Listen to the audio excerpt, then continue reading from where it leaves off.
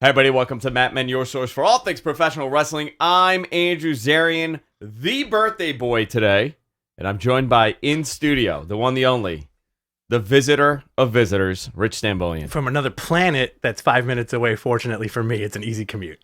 Are you from another planet? Is that true? You know what? The rumors are persisting, and it's something that my wife tells me all the time. That you're from another planet. I agree with that. Yeah. I think that's very accurate. Somewhere out there. You haven't been in studio since when? WrestleMania?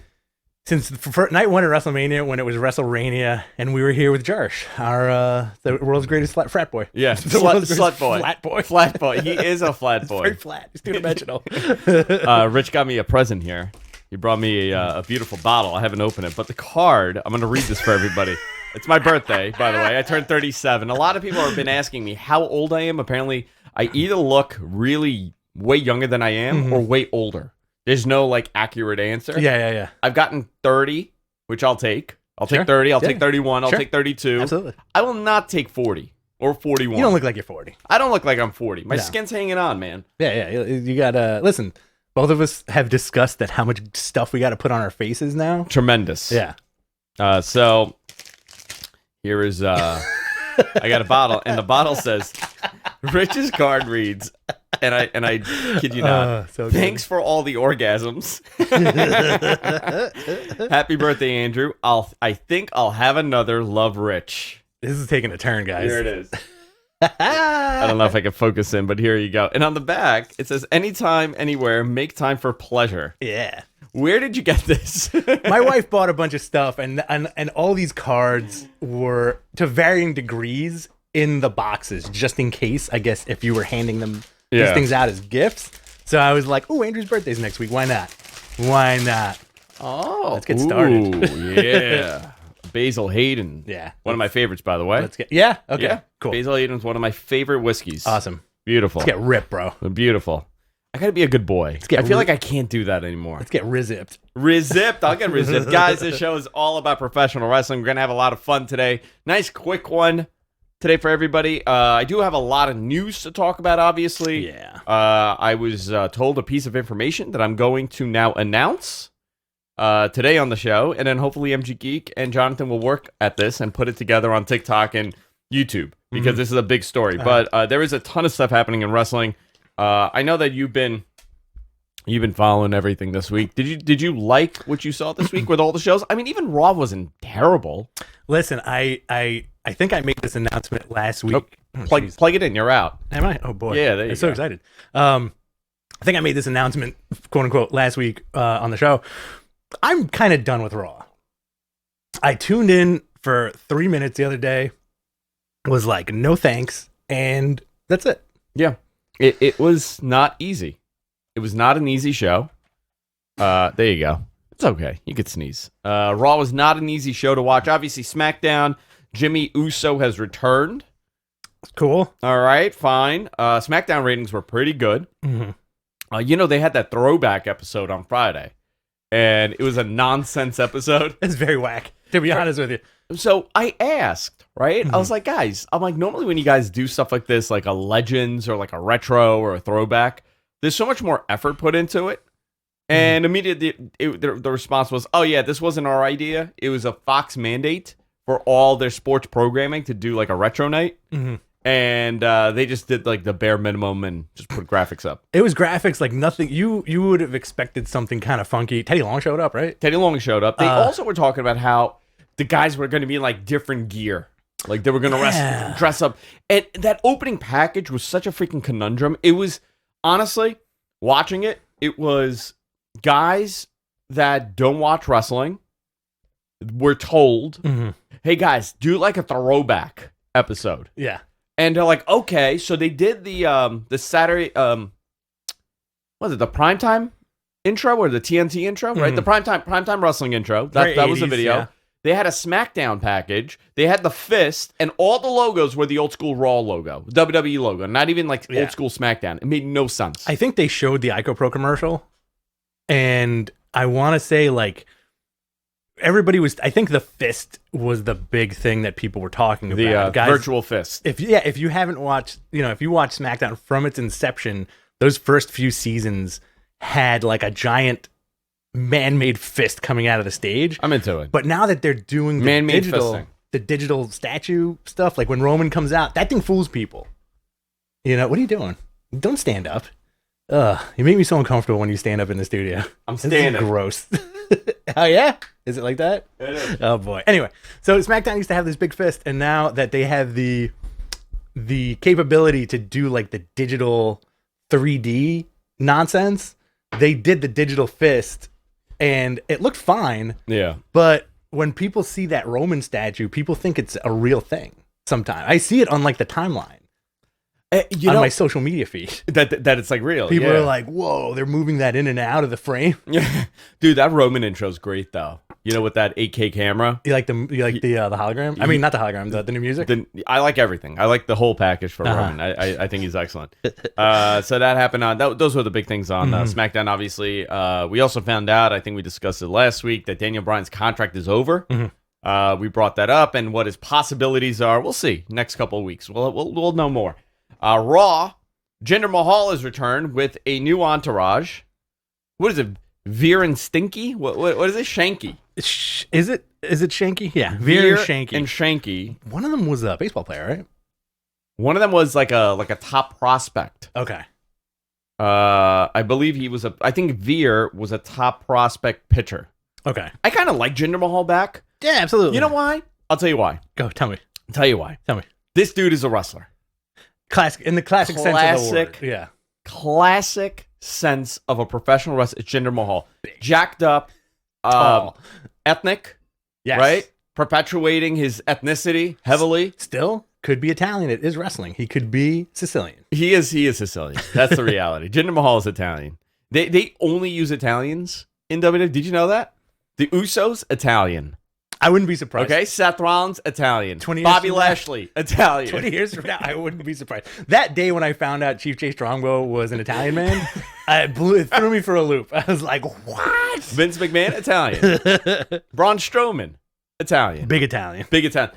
Drew McIntyre, he's also Italian. Huge. It's, everybody's Italian. Bianca Belair, Italian. Oh, everybody's Italian. Enzo Amore, not Italian. All right, he's the German. Ukrainian. German. No, Ukrainian. Yeah, he's from Ukraine. Yeah. So, what do you think of Alexa Bliss and the doll? Yeah, whatever, man. You know what? Like, it's fine. Is it?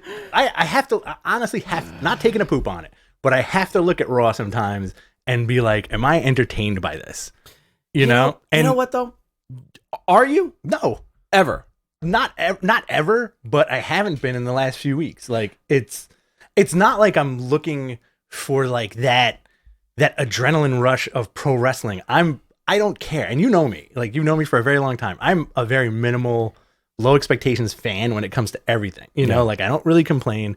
But if something's like just spinning its wheels, it's not entertaining for me, you know? I gotta. By the way, we're matching today.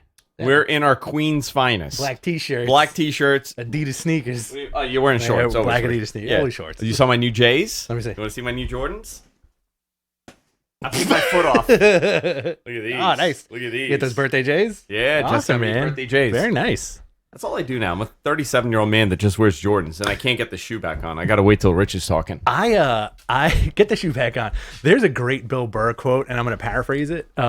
He did a podcast like a couple of months ago, and he, I think, is in his early 50s, and he was like, you know what really gets me about New York guys is that they dress like it's the first day of ninth grade.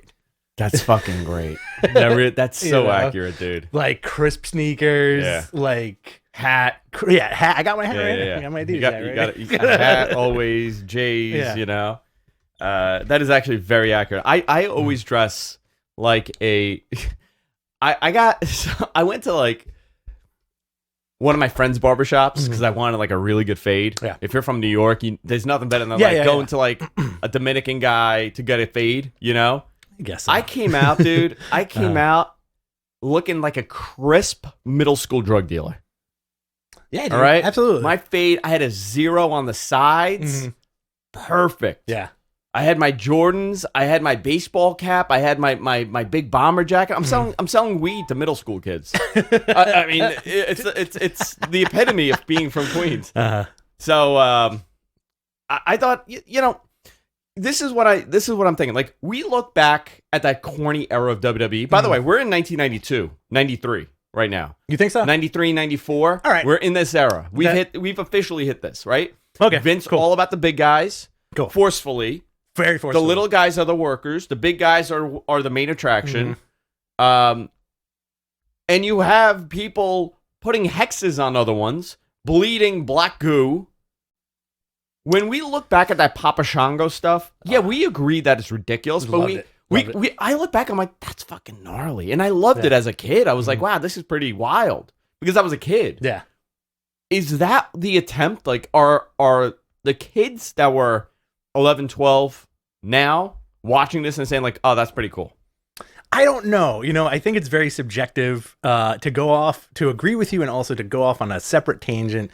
The Booker T A&E documentary came out on Sunday, right? Yeah. It was very good. It was very heartfelt. It was horrifying at some parts because I never realized how hard this guy's life was. Well, I think he was arrested 26 times. Something like that. For armed robbery? Is that what it was? He was put in jail for a couple of years. He committed 26 robberies. There you go. That's what it is. Yeah. But there's one part where like, and Vicky was watching it with me and she was very like, wow, I never knew.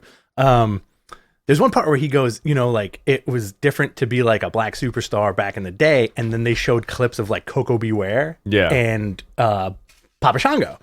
And I was like, when I was a kid, man, I loved Coco Beware. I did too. And I love Papa Shango. Me too. So it's subjective, like, do you think like, to like further your point a little bit, I don't know if kids now look at wrestling and go, whoa, or do they look at wrestling and their parents go, why are you watching this? It's funny, like Mike's kids, they love wrestling, right? They watch wrestling.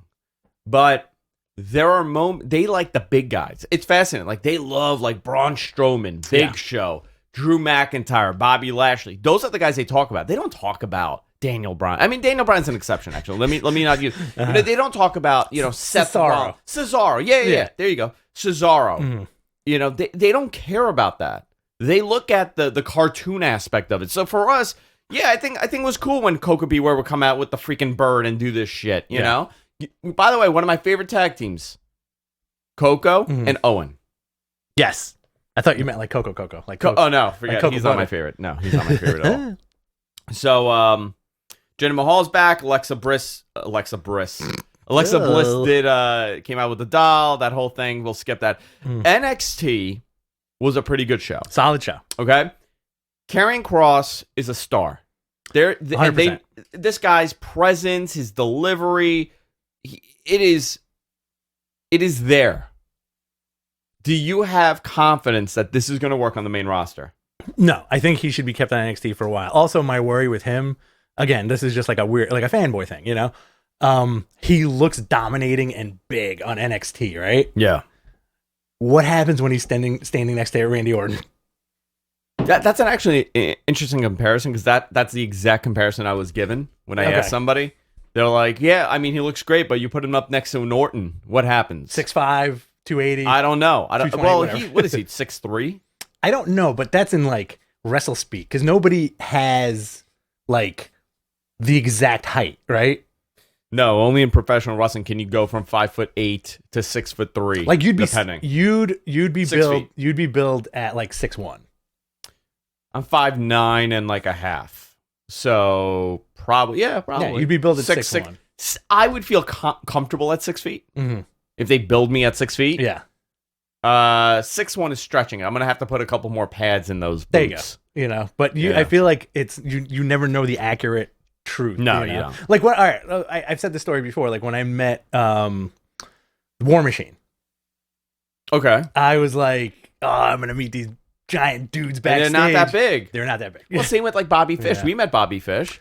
He very wide, muscular guy, but not like this huge guy. But that's the industry. Those guys are less and less now. Well, that's a personal thing too, because I'm like about like 6'2", 6'3", maybe. Yeah, 6'3" on a good day. So you're taller than most people. And I'm like, I want my wrestlers to be way taller than me. Yeah, me too. You know.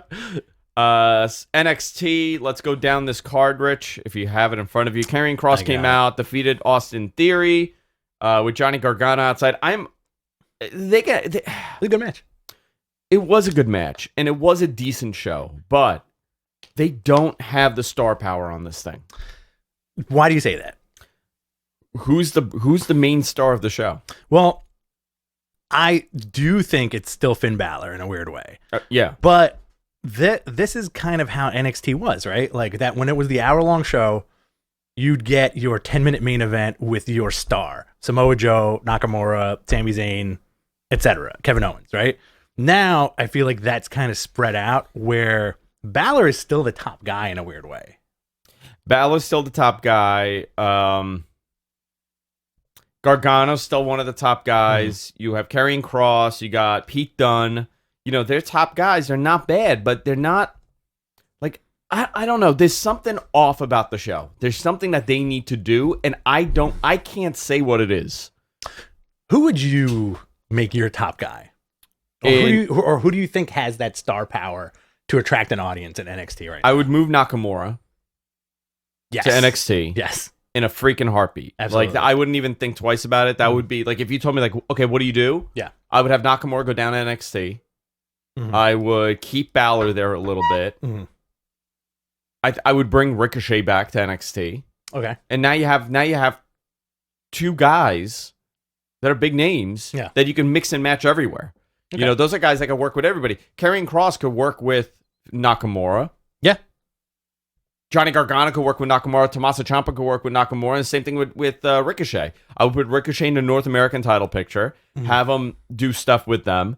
You know, there's so many moving parts, but if they just have like one or two more guys that are NXT guys that maybe went up prematurely, I think for Nakamura, it's a different story. Nakamura, they got cold on him too quick. I have no idea why. That heel turn totally deflated him. You know, they changed his entrance when that was a big part of him getting over. The whole thing. I mean... I'll tell you why. Why? They wanted every single one of those New Japan signings to fail, I think. And I'm not... And listen, that's, again... Maybe that's in a weird way. That's just speculation. But I do think, like, there was there's the attitude of, oh, yeah, these guys are popular. Let's ruin them, but let's see what they got for us, you know? And AJ is the one. Gallows and Anderson...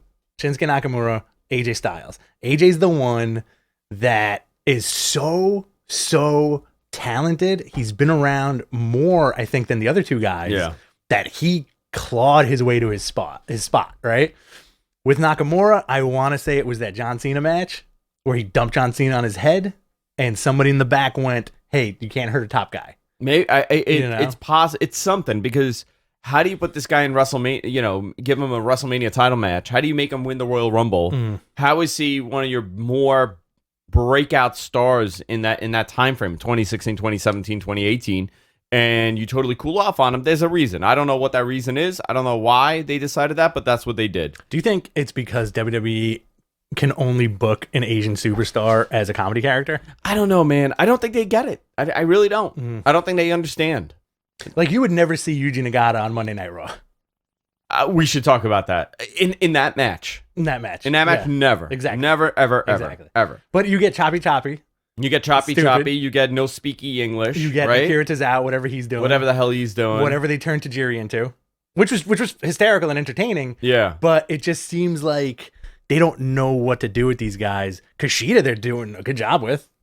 Kushida's fine. Well, again, NXT's generally great with them. Move them to the main roster. That's when everything changes. NXT Tag Team Champions, MSK defeated Breezango in a non-title match. All right, whatever. Do you think my wife walked in on this match and she was like, "Oh, these guys are still a thing? They're still doing a thing?" And I was like, "Yeah." And I imagine, again, this is not a knock on anything or NXT. Like, we love the show, but I was like, "Do you think those guys are backstage going, why aren't we fired? Why aren't we somewhere else?" I think they've thought that, definitely. Yeah. But where are they going to go? How do you put them over somewhere else? MLW. You know? Maybe. You know what? That might be cool somewhere else. Yeah, somewhere else. Not, AEW or Ring of Honor or anything, but like MLW, sure. You know? Leon Ruff attacked Pete Dunne. Pete Dunne defeated Leon Ruff. Pete cut a nice promo, yelling and screaming, which I liked. NXT Women's Champion Raquel Gonzalez with Dakota Kai defeated Mercedes Martinez to retain. I thought this was a good match. wasn't terrible. The arrival of Hit Row, Swerve Scott's faction. What do you think of this? I'm okay with it. You know, the big star is AJ Francis. Yeah, it's AJ Francis. It's Adonis. Ashante the Adonis. Yeah. And B-Fab. B-Fab, there you go. You know what? Like, as soon as, and again, not a knock, but as soon as I saw this, I was like, you know, they didn't keep Jade Cargill. No. But they got somebody else to be that Jade Cargill, you know? Interesting. And I feel like there's so many parallels between like a lot of guys in NXT and a lot of guys that they could have signed. Like Kurt Stallion could have been Hangman. Yeah. You know, like that. There's a lot of those. That's what Hangman could have been. Yeah, you know? he's a cowboy type. Yeah, he's a cowboy type, you know, but I think it's fine. I feel like AJ Francis has such a big personality and he's been around the block as far as an entertainer goes that I feel like in that segment he outshined Swerve a little bit. Interesting. And I really like Swerve. I got to rewatch it. I didn't get that vibe. But he played football, right? This guy? I think when you look at a Miami Dolphin. When you look at AJ Francis, you go, this guy's going to be something just because of how comfortable he seems. Yeah. You know? His name was Top Dollar? Is that his name? That's his name. Okay, that's what they went by. Okay, that's what I thought. Top Dollar. Ridiculous name. Not a fan of it, but it is what it is. Best part of NXT, I feel like, are the Cameron Grimes bits. Dude, great, right? He got outbid on the house by Ted DiBiase. How much was the bid? 20-something million? $20 million. $20 million? And he was like, I can't afford $20 million. DiBiase. And it's funny because it's so tongue-in-cheek that it's like this mishmash of universes from the 80s, Ted DiBiase bits of him going to the jewelry store and buying everything, or like buying so shit, good. You know? They never explain what he does, right? Cameron Grimes? No, Ted DiBiase. He's just a rich guy. Yeah. I think it's inherited wealth. Okay. Right? Isn't that what it is? Generational wealth he has? Endless money. Endless money. He didn't make it with wrestling, obviously. Right. You don't wear that kind of tuxedo around. Dollar sign tuxedo? No? A dollar sign tuxedo walking around town? When you were a kid, did you think that's how millionaires dressed? I honestly thought that's how millionaires dress. Like the black tuxedo one. I knew the green one was like for glitz and glam. But the black one, I was like, yeah, that's how they all dress. When you were a kid, you could separate the show from the actual. Yes, yeah, I could. I thought millionaires dressed like the Monopoly man. All of them, with the cane and the top hat. John Rockefeller, you know? That's a forgotten aesthetic. That we are the last generation to grow up with that. Should we bring it back? We should, actually. Today. Kyle O'Reilly defeated Oney Lorcan with Pete Dunne. Bobby Fish returned to fight Lorcan and Dunne, NXT Cruiserweight Champion. Mm-hmm. Kushida defeated Santos Escobar in a 2 out of 3 pinfall match to retain the title. I thought that was a good match. Solid match, man. Those guys have a lot of... These guys have a lot of chemistry. Yeah. Next week, Johnny Gargano, Bronson Reed, North American title match. Ratings were not good for NXT.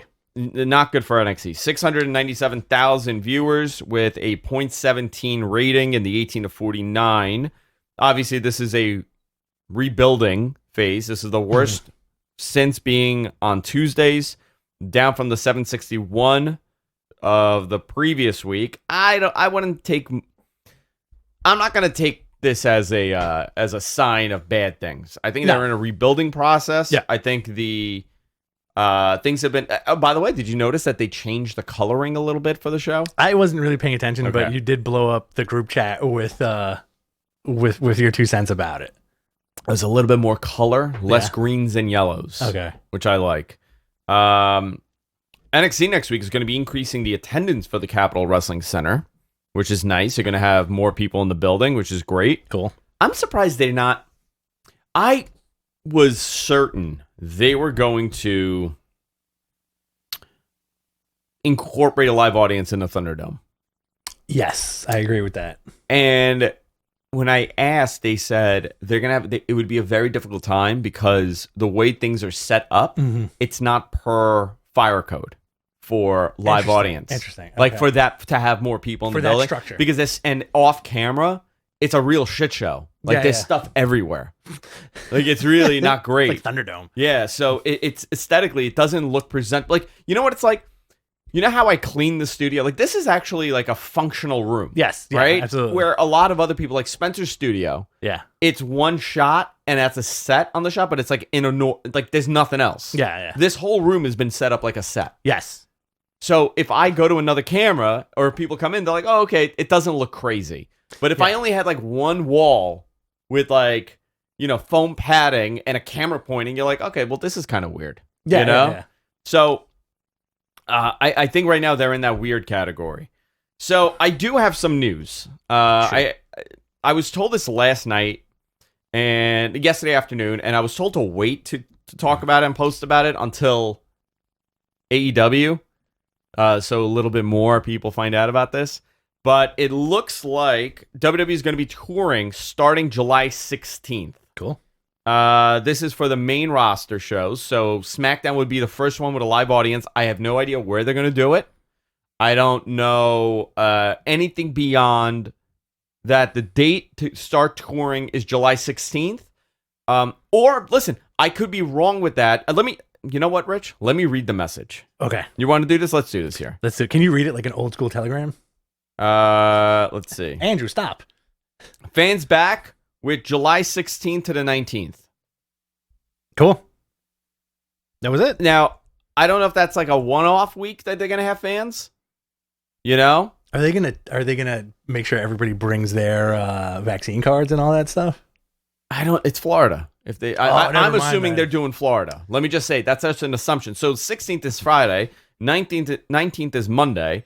So this may be that they're gonna run for the 16th and 19th, but they got to be out of the Thunderdome that week. Well, if it's Florida, they're gonna have machines set up to suck the vaccine out of you. Yeah, that's how they do it over there. They reverse it. So I think that's pretty cool. A live audience. Yeah. If they do Florida, obviously full capacity. Yeah. AEW gonna have a live audience for their show. We'll talk about that once we get to AEW, but I think this is pretty cool. This has not been. I have not even posted about this. I have not done anything about this, so we'll have more information in the next couple days. I'll probably get some today, and I'll be too drunk to post it, so I'll probably get it later on. But it looks like July 16th, they're going to go back to having a live audience in some capacity. I think that's cool. I'm also kind of like, I'm pumped to just, as long as it's safe, I'm pumped to watch live wrestling again, like on TV and here in the studio. No, I just want violence. Like, forget about the whole virus stuff. Mm-hmm. I want it to be just violent, like unsafe in that way. Like a lot of old drunk guys in the crowd. Like, I want it to fight. Oh boy. Yeah, like Sturgis. I want it to be Sturgis. You want Sturgis. NXT TakeOver In Your House 2021 was announced for June 13th, hosted by Todd Pettingale. Great. 95.5 WPLJ, Scott and Todd in the mornings. SummerSlam dates also announced. It looks like it's going to be August 22nd. There were rumors that it was going to be earlier, but they're saying there's numerous rumors right now where the location could be. Somebody brought up LA. I highly doubt it's going to be Los Angeles, okay? Due to capacity issues. Well, MSG is a front runner. I asked a friend of mine there. They said it's been obviously discussed. Mm-hmm. I was told MSG for September, so maybe they're moving it up, and they would do, I guess, SummerSlam on Sunday, and then Monday they would have Raw there, and then maybe they could tape Tuesday for SmackDown. If you're running the Garden. You excited about wrestling coming back to the Garden? I am, yeah. I freaking love. That's my favorite venue. Or the same Vegas, so I don't know. One or the other. We'll probably find out more. I don't think it's going to be either venue. Okay. I don't think it's going to be either venue. What venue do you think it's going to be? I don't know. My gut says Florida, mm-hmm. but they are so adamant into leaving Florida right now. They want to be on the road. Like, I've asked, I'm like, why don't you want to do Miami? Why don't you want to do Fort Lauderdale? They don't want to do Florida. Texas they could do. I'm thinking of like places with kind of lax restrictions. I think by August it's all done. Yeah. Like nobody's wearing a mask in the city anymore. Like it's over. Yeah, I mean 60% of people have at least one shot, like in the city. You can't count New York as part of the rest of the country. No, Andrew. I can't count. Well, the rest of the country, everything is wide open. Yeah. So they could go anywhere at this point then. WrestleMania Backlash this Sunday. A lot of people did not realize there's a pay-per-view this Sunday. We didn't realize there was a pay-per-view this Sunday. It snuck up on us. So here are the matches as of this morning, Thursday morning. Yeah. You're going to have a WWE Universal Championship match with Roman Reigns with Paul Heyman against Cesaro. Cool. You know, it would be cool if Cesaro won. Oh, for sure. It would be something interesting. Mm-hmm. I mean, I don't even care if they do a title flip immediately. I think this is very cool. Like Cesaro holds the belt for a week and then... Whatever. You know, it's something different. Bobby Lashley with MVP versus Drew McIntyre and Braun Strowman. Do you keep the title on Bobby Lashley or drop it back to, or change it to Drew or Braun? What do you think, Rich? I think you just keep it on Bobby Lashley for a while. So, you know? By the way, I don't know if we're going to do a watch along for this one. I don't know. I'll let you know. It's my birthday weekend. Yeah, I know, man. You got a party. I'm enjoying this birthday here. Yeah? 37 it fucking just years started, old. baby. Just started. Listen, in 20 minutes, we're going to be at the bar getting trashed at Bourbon Street. I'm going to be so rude today. Oh, yeah? Rude Rich is coming out. Oh, man. Yeah, bad boy. Bad boy Rich. If Steve or Bob shows up, man, they're getting... Bob is showing up. They're getting chopped. Oh, Bob is coming. Brutal Bob. I think he's in the chat. Biggie hasn't experienced this in a while. Drunk husband might come home. That's not a bad thing, by the way, guys. It means I'm like very loose. He gets very loose. Loose is a way to describe it. That means eating cookies with no shirt on. Yeah, he's not going and beating his wife. Let me just say that. That's what drunk. You're saying like you overly Greek and then you just slap her. No, that doesn't happen. It's generally she does that to you. Oh yeah, absolutely. It's generally drunk. By drunk husband, I mean I just get crumbs everywhere. Me as a drunk husband, I just pass out now. I just go to bed like very nicely. I'm like, okay, bedtime. See you later. Dude, man, like I can't drink anymore, man. Yeah, it's weird. I never thought I'd be having that conversation, but I've had that conversation like 3 times this week. Of like, I get a couple of beers in me, and the next day I'm done. I feel a little fuzzy. Well, I got to tell you, I no longer, because I've New York legalized weed. Mm-hmm.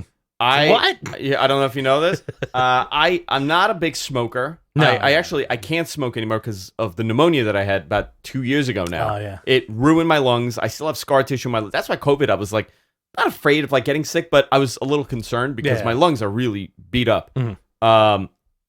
So I started taking edibles to go to sleep, and I found one that's like the most unbelievable experience for me that I very much enjoy. Like I just take it. I never take one during the day. You'll never see me take one during the day. It's always like 6:30, 7 o'clock. If I'm home, pop one and just hang out and watch TV. That's it. Yeah, that sounds nice. Yeah. Your daytime is reserved for a little bit of this. Yeah, a little of the bad stuff. Ooh. And some scissor. And scissor. I know you're a big scissor guy. Robitussin. Really into lean. Tuss. I can't believe. I think that's hysterical, by the way. What? Lean. Is that what we're gonna do today? You want to mix? We're just gonna take Robitussin, codeine Robitussin, and put it in a cup with 7-Up. Let's crush some oxys, What a weird thing to discover you like. Also, by the way, guys, like we're big drug pussies. We may joke about all this shit, but like I'm terrified of hard drugs. Yeah, no, we like to have fun. What else we got here? We got Bianca Belair versus Bayley for the SmackDown Women's Championship. Okay, cool. I'm into this match actually. That's gonna be fun. Have we seen them like have a long competitive match like that? I don't think so. I don't think so. Yeah. We got Rhea Ripley versus Asuka versus Charlotte for the Raw Women's Championship. I'm gonna say Rhea Ripley retains. Hello? Okay. Yeah. Right. Let's see. We got Dolph Ziggler and Bobby Roode versus Rey Mysterio and Dominic Mysterio. I think Rey and Dominic are taking the tag belts as father and son. I'm sick of them. Why? I'm sick of Rey and Dominic. Why? I'm so sick of. I'm sick of the overly grown child with the baby daddy. He's a baby, right? He's a baby father, not like baby daddy. Rey, you mean Rey's the baby? Rey's a baby. He's a tiny little baby. Do you think Rey should come out on Dominic's shoulders? I think so. I think he should just cradle him and walk. Like, I don't know, man. I think this has run its course. Mm. I don't know why they did what they did with Rey. Think of the matches this guy could have had regularly on pay-per-view, and this is something that's so fascinating to me that. And I'm sure, listen, we get feedback all day long, right? From the F4W people and all those guys that are, they know their stuff. These are dedicated pro wrestling viewers, right? Yes, and anybody journalists. and journalists. But no, I'm talking about not the people, like their followers. Oh, okay. Like on their board, on their message board and everything. their listenership. And we hear from them, and I ask this. I go, why does WWE, every legend that they have brought back, everybody, give me one other than Bill Goldberg that they have treated in a, just protected 100%. The only one I can think of is almost 20 years ago when they brought back Ricky Steamboat. But they well, you know what happened with that, right? He had a heart attack. Well, they brought him back under the pretense that it's going to be comedy. And then they gave him a run. I think there was somebody else that was supposed to be in that spot. Yes. That couldn't do it. And I can't remember who it was. And they put him in there, but there was that huge legal thing about using the name, remember? Because his wife owns the rights to the Ricky Steamboat character. Or the dragon. Maybe, I don't know. Yeah. But that was like a whole thing. But this guy had a tremendous match with Jericho on that show, but that didn't... I'm saying like a guy that they brought back full time, right? Over the last 5 or 6 years, we had Sting return, right? Sting, Bill Goldberg, that had matches, not like these one-offs. Sting, Bill Goldberg, Rey Mysterio, Kurt Angle. Well, who else? Jeff Hardy, the Hardys, right? The Dudleys, and Matt Hardy too. Matt Hardy. They were good with the Dudleys, though. They were good with the Dudleys. But very good with the Dudleys. Here's the thing, you know what? I think they're good with the Dudleys because that's Outlaws. Bubba. That's all Bubba. Yeah. It's 100% all Bubba. The thing with WWE is that it is a perpetual youth movement, which means unless you're an AJ Styles, you're gonna get tossed around and shuffled out. And these guys could still go. Look at Mickey James for one thing. Mickey James is 38 years old. Mickey James is 38? Yeah, Mickey James is 38. And, my God, she's a year older than me? No, can't be. And I think so. No. I'm sorry. I think she's third. I think she's 40. No, 41, Mickey James. 41. I'm sorry. When she was 38, they had her dressed like a granny. Oh, yeah. It's the WWE. I mean, the things that they put that poor woman through. It's the ageism in that company is very prevalent. But considering the fact that everybody in the company is over 40 now. Their top guys are all late 30s to 50. The business, I think, has changed in that regard, but I feel like it's very WWE to start, like, they're going to put the boots to Rey Mysterio and Kurt Angle. Kurt Angle, too. Kurt Angle got, like, done dirty, And say what you want about that, but I don't think... I feel like he ended his WWE run on a sour note, and I feel like he's going to end up popping up somewhere else. Who? Kurt Angle. I think, they had a chance with him, and I think a lot of it had to do with the fact that, I believe his Angle's last match on the Indies was with Zack Sabre Jr., or one of his last matches. And he was moving well, really well. And you're like, okay, this guy's still moving. And he came back and he had the match at Wrestlemania, that tag match. And you could see that he's stiff, obviously. He's moving stiff, but he's still going. Give it a couple of minutes and then he warms up. And he looked great. Big Show's another one. But Big Show, I feel like they never treated him like a real legend because he never had like a great legendary run. You know what I mean? Like he was an attraction, but a Kurt Angle, listen, this is a terrible comparison, but imagine in this universe, Eddie Guerrero did not pass away, right? Right. Do they bring back Eddie and have him lose to Baron Corbin regularly? And, embarrassingly lose that much? Yeah, that's what they would have done. Oh, boy. That is how they work. They don't... They think about the moment today, and they don't think about the long-run investment. A Rey Mysterio, to kind of bring it back full circle, Rey Mysterio, you could have these... The Andrade stuff was great, but they overdid it, obviously. Because they're like, well, let's pair them up forever. Why can't you have like a Rey Mysterio match every week on Raw or once a month? Protect them. Who cares? Yeah. Who cares? Why are you putting him out there every week? You don't need to do that. Put him out there once a month on Raw, right? Well, he's doing it for his kid. Of course he is. But make it into a big deal. Rey Mysterio in action this week. And you know what? He's challenging for the WWE Championship. Have a competitive match. Have him go challenge for the Cruiserweight title and say, you know what? I'm the one that made this title something. That would be awesome. I made this title. And have him work with all those young guys that admire him. Yeah. And whoever beats him becomes the next guy. It's so easy. And you know what? AEW does it the right way. They don't want to use these older guys. They don't want to put them in the ring. Guess what? They don't, and it gets over. Have him cut promos. Jake Roberts is on TV Weekly. Tully Blanchard's on TV Weekly. By the way, great promo by Tully. Oh, boy. So, Dolph Ziggler, Robert Roode, we brought that up, and Rey Mysterio, Dominic, or whatever. I think Lumberjack match. Yeah. Miz versus Damian Priest. I actually, to be honest with you, there are 4 matches out of the 7 that I want to see. I want to see Roman Cesaro. Yeah. I want to see Lashley, Drew, Braun. Right. I want to. I'm very into Bobby Lashley right now. Yeah. Very into him. How could you not be? He's a smooth baby. Just a big baby. Big baby. Yeah. Smoothest boy ever. You could just glide off of him. Rhea Ripley, Asuka, Charlotte. That's going to be a great match. Bianca Belair, Bayley. That's going to be a really good match. Yeah. Possibly a great match. Dolph Ziggler, Bobby Roode. Okay, this could be a decent match. And Miz and Damian Priest, whatever. It's not a terrible card. It's just, how do you sell this? For fans that are jilted, don't care, and weren't aware of the pay-per-view. Yeah. Listen, and I'm extending this question out to everybody, right? And if we chop this up into a clip, this is great, because I really want to know what people think. Hint, hint. Hint, hint. Nudge, nudge. And this is honestly my question. I'm not saying it in a sarcastic way or like, oh, you like this stuff. I really want to know, is who out there sits every Monday, watches Raw, and says, this is a good show. I love this. Mm-hmm. This show, forget about you loving wrestling, right? We all love wrestling. Yes. The passion I have for wrestling is out of this world. We're going to wrestle right after this. And same with you. We're going to tussle. We're going to tussle a little bit. Yeah. Do you watch Raw weekly and say, you know what? This is a good 3 hours. I'm enjoying this. I'm enjoying most of the show. I like it. Tell me why. Mm-hmm. If you're that guy, I want to know what you see. Or girl, what you see that I'm missing here, because it has become such a struggle to watch this, and I hate that I have to say that. Yeah, because I feel like I'm not doing my job by not enjoying it. SmackDown, I can watch SmackDown every week. Last week's SmackDown, 2.3 million viewers.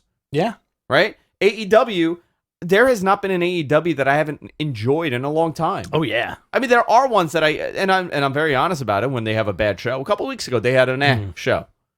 And we'll talk about that. But NXT I enjoy. Even if it's not a great show, I still enjoy the show. What is it about Raw that I no longer enjoy? For me, I think it's the fact that it's too produced. Yes. It's overly produced, where everything looks too crisp. Yeah. The wrestling, I mean, this is... it. I think many people will understand this. I was talking to my friend Michael B. Jordan from Brooklyn. The actor?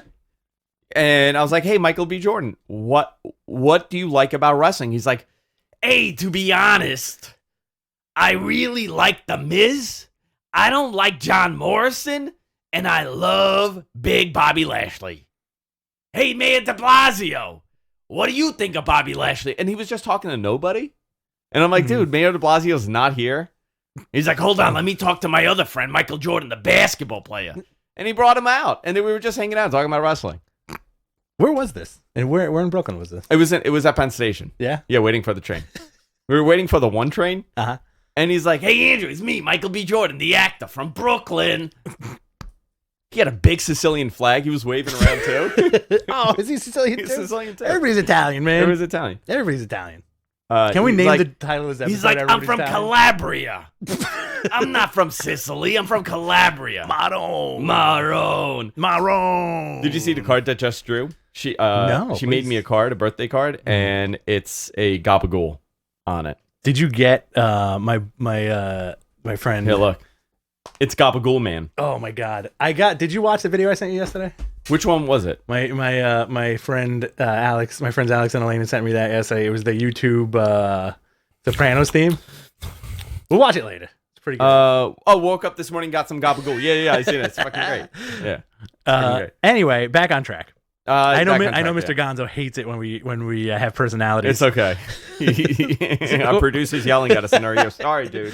You want to go into New Japan news? Yeah. Japanese government extends the state of emergency. They are very concerned in Japan because the Olympics are there in a couple months. Yeah. And even though the numbers are not terrible, like we're not talking terrible numbers. But however, only like 3% of the population. Somebody confirm this. I read earlier last week that only like 3% of the country has been vaccinated, and getting vaccines, getting shots is not really part of the culture there. Like part of, like they don't really do flu shots, you know? So it's been a struggle for them. And I think it's been a struggle for most countries except for this. I think, you know, say what you want, you know, the handling of the pandemic. I think we did a pretty good job compared to a lot of other countries here. We're a very large country, 300 and something million people. Every state operates differently. Every state is a different culture and different group of people. By the way, I need to talk to you about cultural appropriation. What did I do? Because I felt appropriated. Yeah. For some of my life, I'm like, you know what? These guys that are screaming about cultural appropriation, I'm in. I get it now. You want to talk to me about this after the air? No, I'm going to talk to you now. Okay. I saw a Midwestern city have a bodega, okay? But it's done as if it's really like a Brooklyn, Bronx, Queens bodega with like the outside being like all like screwy and ugly. Really? And the it's aesthetically a New York deli shoved in some Midwestern town. Really? And I'm like, you know what? This is like a thing? Garbage. This is a thing. I'm like, you pieces of trash. That's appropriating my culture. Wow. I got so mad. I was like, I can't believe this. I'm like, you believe this? Would you go there and I'd probably like, no, I'd be like, great, dude. Are we taking a road trip? You want to go? You want to go to like Kansas? Yeah, let's go. To some bodega? Let's get some barbecue and then go to that bodega. I want you to throw a rock through that bodega's window. I'm going to throw some rocks at that bodega. This is my culture. Trash. That's my culture. Wrestle Grand Slam show scheduled for Yokohama May 15th and Tokyo Dome May 29th have been postponed, unfortunately, because I think these were going to be blockbuster shows. Yeah. So I really hope things get better over there. AEW, you want to run down the card or go down the... You know what? Let's run down the card first. And then we'll go down news, and then we'll do Q&As. The card from last night? We got about 20 minutes here. Yeah. Okay. I feel like we're going to spend that 20 minutes talking about this match. Jon Moxley versus Yuji Nagata for the IWGP United States Championship. First time Yuji Nagata has been on TNT in, what, 20-something years? 17, 18 years. 17, 18 years, and right? the first match in AEW where not one punch was thrown. Wow. There was not a punch thrown in that match. It was a New Japan match, obviously. Yeah. You know what? I got to tell you, man. Jon Moxley, he's the guy. He's something else. He was able to change his style, like, totally. He loves this. He does love it. He loves wrestling. And there's nothing better than when you watch like a guy that you like in wrestling and you realize that they have this passion as much as you do as a fan. Oh, like, yeah. They're a fan. So, like, he's a fan of this. Great match. They could have gone longer. I kind of wanted it to go like a couple minutes more. Moxley came out to Onita's Wild Thing. I think that was a tribute to Onita. I think so, too. You know? Yeah. Very cool. It is cool that Tony Khan is paying for the rights. He's the money for the songs. But they do have that Warner library. That's true. That they could use. Yeah. I don't know if it would be the same as how WCW was able to use a Warner library, but, you know, it is cool that you're seeing different things like this. Rocky Romero was in the crowd, our friend of the show. Rocky was there. I just DM'd him, actually. I messaged him for to come on like 2 days ago. Yeah, we dropped the ball with him when Wrestle Kingdom came around. I know. He was like, hey, I'll come on, and then we just couldn't schedule it. Very hard-hitting match. Very hard. Enjoyed it. Mox got busted open on the cheek. Yeah.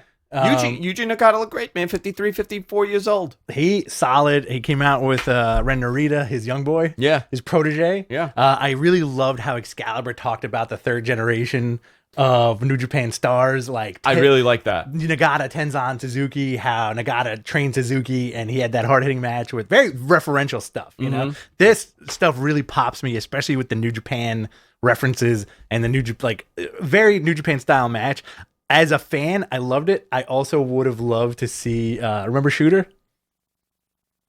Shooter? Yeah. Red Shoes' son. Yes. Who kind of became Jon Moxley's young boy. I would have loved it if Shooter made an appearance. But I think we're going to get more. We're going to get more out of this. Okay, so the ending was interesting, right? Jon Moxley bowed to Yuji. And they both, I guess they bowed to each other on the floor, and then they did their head thing. They were going to kiss. They were going to kiss?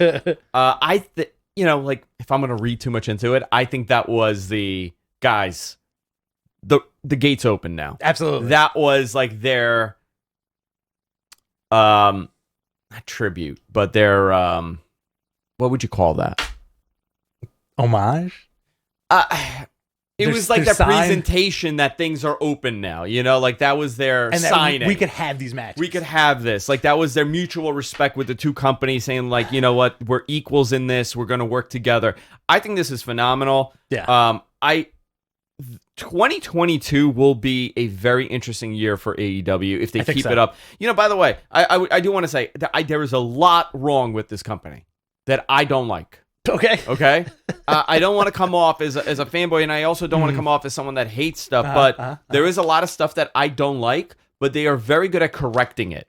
And when we get to the main event, I'm gonna say something that will contradict what I've been talking about with Darby Allin for the last couple of weeks. Okay. Because I think long-term thinking, they did a great job with this. Yes. Okay. So Cody came out. Well, one more thing about the New Japan stuff. So I think a lot of credit has to go to Moxley because it seems like a lot of these New Japan guys are going, holy shit, I want to work with this dude.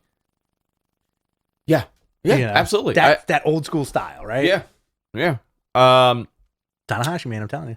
Tana's coming, Okada's coming, Ibushi's coming. All coming. They're all coming. Everybody's going to be here. It's going to be very interesting. Very, very interesting.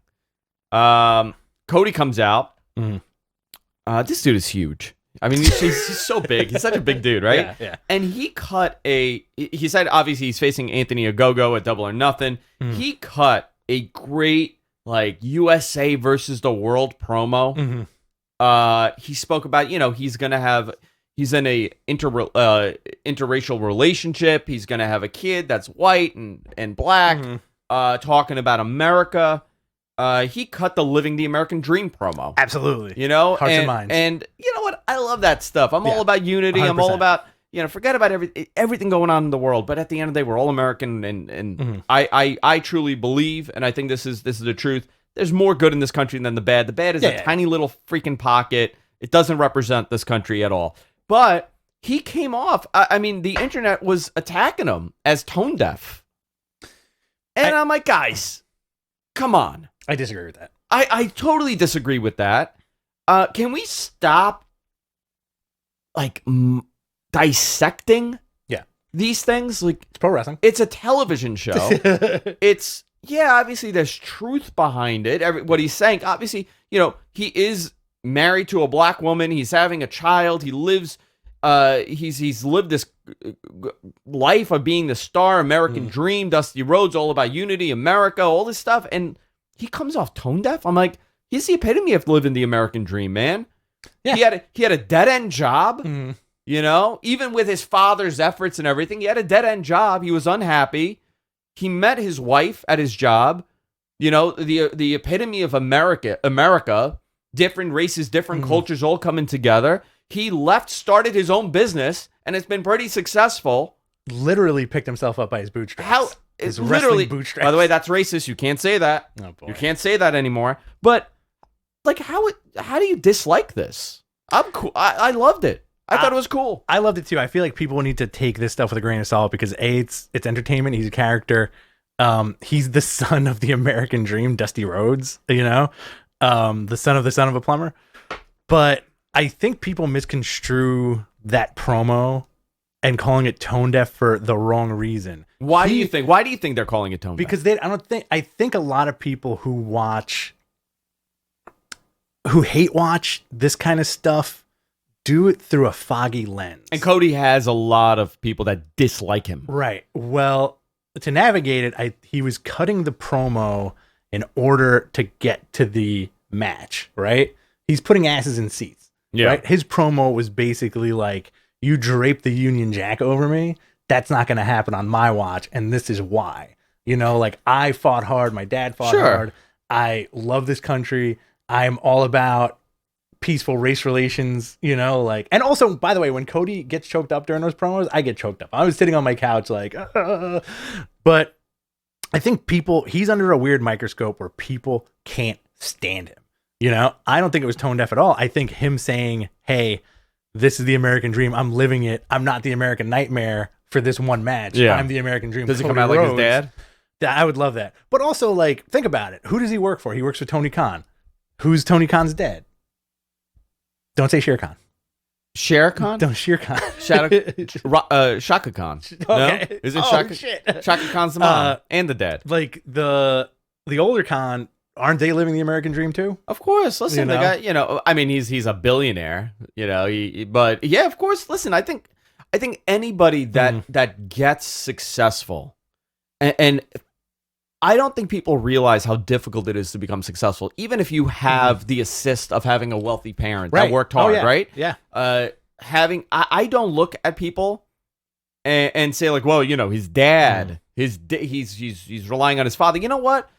I know a lot of rich kids that do nothing in their lives and they've accomplished zero. Yeah. I know more people that come from wealthy families that have accomplished nothing than I do that were able to continue the generation of being successful. Yeah. Listen, man, I applaud anybody that's been able to be successful in their lives. Absolutely. I don't have like millionaire hatred that a lot of people do now.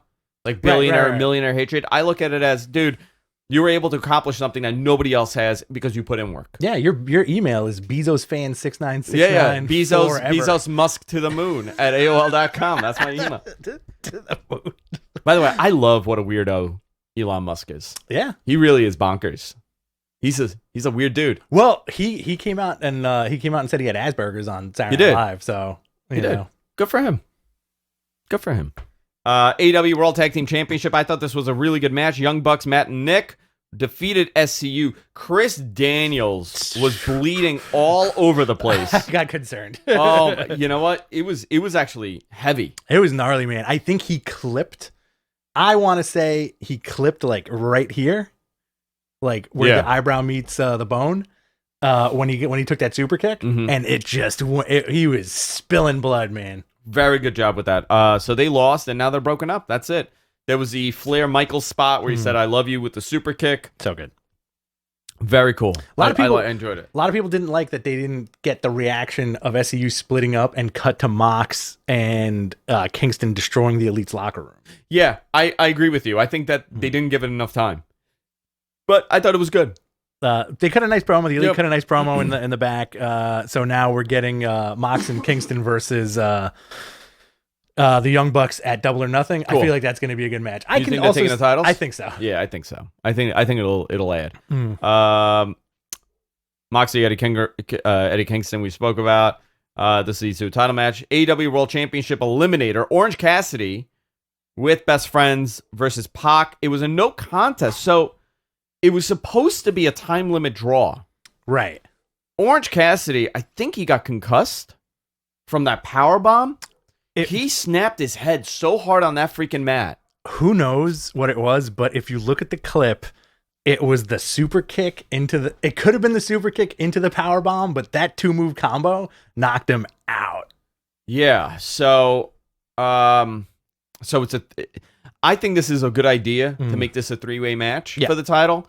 I get that obviously Kenny Omega's, in my opinion, he's retaining because that's part of the story, right? Because he's the belt collector. Yeah. But I do think an Orange Cassidy match would not have had the same pop as incorporating Pac into this. Pac into this. So I'm actually glad about this. I think this is better. And I think it's going to be a very entertaining match. Yeah. Compared to last week when I said I really don't want to see Orange Cassidy and Kenny Omega in a title match because I can't believe that as much as I possibly can I'm not talking for myself, I'm talking in general. Suspension of disbelief. Yeah. I don't think Orange Cassidy could beat Kenny Omega. If you enjoy self-aware, absurdist humor, then you will love Orange Cassidy. And I don't like it. I don't like it in this element. The Pinnacle comes out. Tully cut a hell of a promo. Oh my God. No script, just hitting the points. Gave them Rolexes. They didn't say it was Rolexes, nice but watches. they gave him. I feel like he wanted to say these are $20,000 Rolexes, and he stopped himself so he doesn't lie. So he's like, I got these guys nice watches, and whenever you look down and you're doubting yourself and your abilities, know that Tully Blanchard gave you this watch. That's pretty cool. I'm like, all right. That's pretty, and also like him yelling like, "We're the pinnacle, we're at the top, and we're looking down at the rest of you." Horseman promo. And in my head, I'm like, "Oh, once a horseman, always a horseman, man. You know? Great promo. Here comes the Inner Circle with a champagne cannon, I guess. And it's like a champagne dude buggy. Dude, first of all, I thought it was. I thought the whole segment was pretty cool. Yeah. But I would have loved if it was like just a pool of champagne and Jericho's like in it getting restored, like a restoration, like a Lazarus pit. Yeah. So he's just getting restored to his full strength into champagne. They gave them a champagne bath, and next at the pay-per-view, we're getting a Stadium Stampede match between the Inner Circle and the Pinnacle. And if the Inner Circle loses, they need to disband. I like it, man. I enjoy MJF coming out with the crown. I liked Wardlow kicking it to the ladies. By the way, this is that parallel booking that I'm. So we had a disbandment happen, and now we're talking about it. Like this is where I think they get ideas in their head, and they're like, "Well, we'll use it here too." I don't. It works. I don't know how I feel about it. Like, I guess I don't. Maybe it's that WWE doesn't do stuff like that, or they shouldn't. Actually, no, they do that shit all the time. Yeah, where they get something stuck in there. So it's fine. I'm cool with this. Let's see how I like this match. Okay. Because I didn't like the first one, and if people think I'm freaking nuts. Yep. The other question is, wouldn't it have made more sense to do the Stadium Stampede match first before you have that live crowd on a pay-per-view? So what are they going to do? They're gonna just go to a screen. They're gonna pre-record this and play it in the building. Yeah. All right, we'll see. I don't know. It could be phenomenal. I don't know. Yeah. If they learn from the first one, this one will probably be better. Yeah.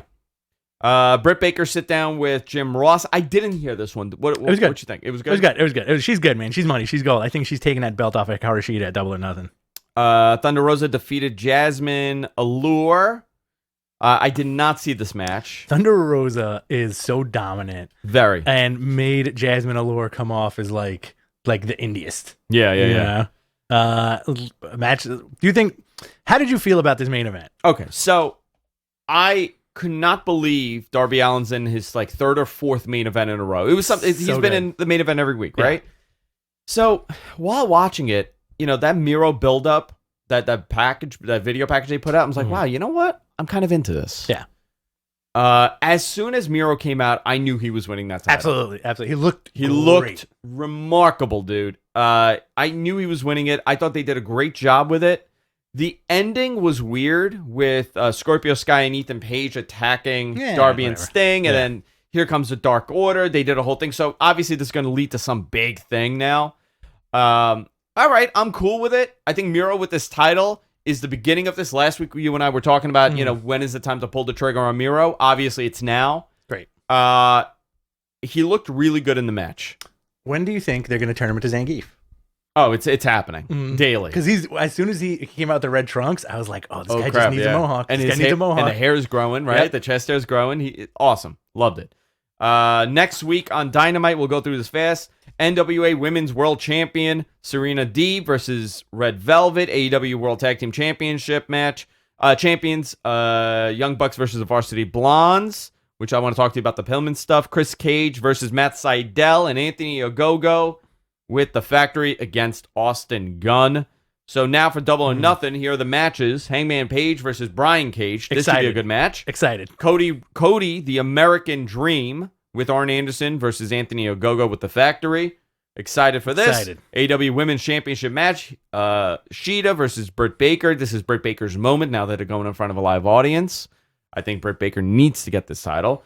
AEW World Championship match. Kenny Omega versus Pac versus Orange Cassidy. Excited. And the Pinnacle versus Inner Circle in the Stadium Stampede. And we got the Casino Battle Royal. Great. News for AEW. Last week's Blood and Guts was the highest rated show on cable. Ever. Of all time. Of all time. They had about 1.1 million. Highest rated show on cable. Really good accomplishment. Double or Nothing will be in a full capacity building. Tickets go on sale, I believe, tomorrow. Right? Friday? I think so. It's going to be interesting to see how fast these sell because for Blood and Guts, they thought they would have 2,400 people in that building, and they did not.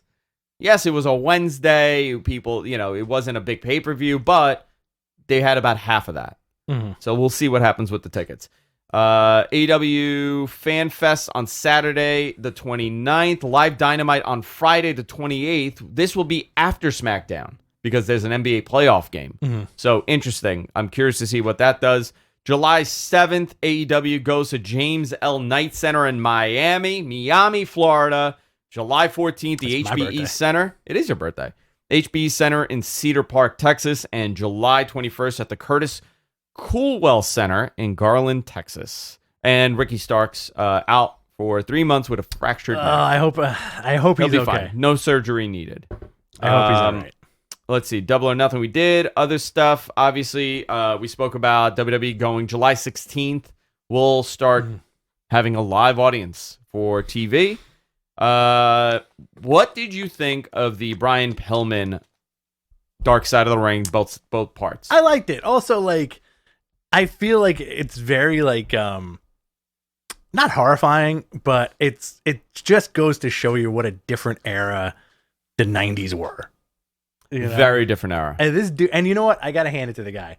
He popped out kids left and right illegitimately, but then he was like, you know what? I'm a dad.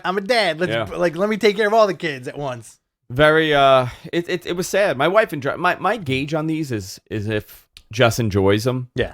And she very much did. She thought it was a very good documentary, a very sad story. Mm-hmm. I haven't seen the Booker T one. It's good. Is it good? It's good. It's very Okay. good. It's solid. It's very good. It's really, really good, to be honest. And Nick Cage is this week, so I'm curious what they do. Take him or leave him. Skeeves you out? Yeah, a little bit. You know what? You know what episode I'm looking forward to? What? Collision in Korea. Yeah, because there's a lot of question about that. Yeah, that is a wild encounter. Q&A time, boys and girls. Submit your questions in the chat. Guys, also, do us a favor. Follow us on Twitter. At Andrew Zarian, at BTC Rich, Mattmen Podcast, everywhere. We're on TikTok. Mattmen is on TikTok. It's on YouTube. It's everywhere. So subscribe everywhere. Q&A time, and then we're going to go get drunk. Hell yeah. We're going to bang these out real quick. Let's do it. Sam at YMA 6 Rocks asks, so what if Daniel Bryan came back to WWE, but under a new name and gimmick? What would you do? The American Dragoon. The American Dragoon. I think I don't know where he's going. This could all be a work. They could still be negotiating. I know that he wants to go do other stuff. He feels like he's at the end of his career at this point, so he wants to experience. Another 5-year contract is not going to happen for him in WWE. I say let him breathe. Let him breathe. G1 2021, baby. Yeah, man, I'd love it. Let's see. How would you book? This is a question that got sent to me during the week. How would you book a? Oh, whoops. Okay. How would you book a 3 pay-per-view feud between Asuka and Baszler?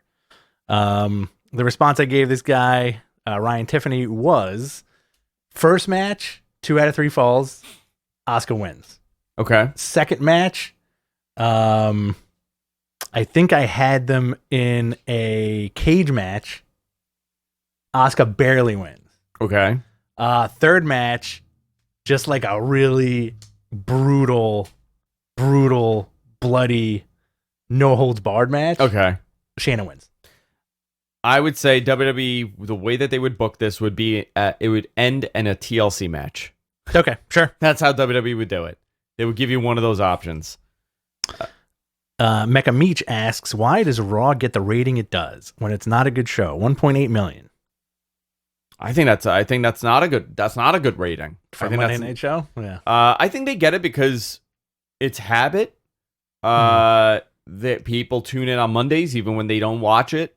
It's been on for 30-something years on the same channel on Monday nights, 30 years now. So I think it's just habit. And I think they do have fans. Obviously there's a million, there's 1,000,008 to, 1,000,500 to 3 million people that watch, that are fans of regularly watch. There's about 5 or 6 million people that come in and out watching wrestling on SmackDown. So there's a lot of people that watch it still. I do think a lot of those people, like myself, just keep it on and then do other things in the house. Yeah, I think people realize, like, when this is an average rating, but the amount of people that tune in is way more. Right. Like that's why wrestling is so popular. Like they're like, well, the ratings are low, but yeah, the ratings are low. It just means that they're not capturing people's attention for long enough to capture that metric. Mm-hmm. But in and out, there's millions that come in and out throughout the day. All right, we got a question from Fifth Generation Carney. What is Killer Cross's gimmick? Is Kerrion Kross? Sorry, is he a shoot fighter, a biker, a Vegas lounge magician, or a gladiator? A little of both. He is everything. He is the synergy of all those combined. Yeah, it is. He is a gladiator because he has a gladiator pants, but he's also like pants. He's also tatted up, and he's into mysticism. Maybe he's into the occult. That's his gimmick. He's just like a dude who reads the occults. Like he's really into like Anton LaVey. Yeah. He's very much into Anton LaVey.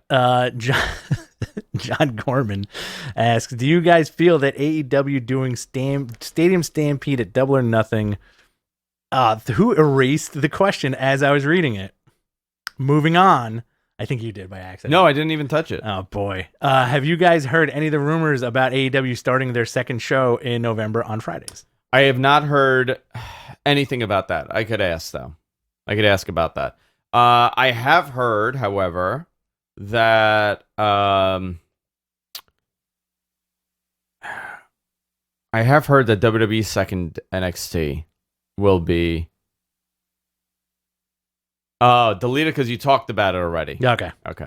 I think we're going to find out about the NXT show, but I think for AEW, there's a lot of shows out there right now. They got 3 shows. I don't watch all of them every week. I just watch the top matches from them.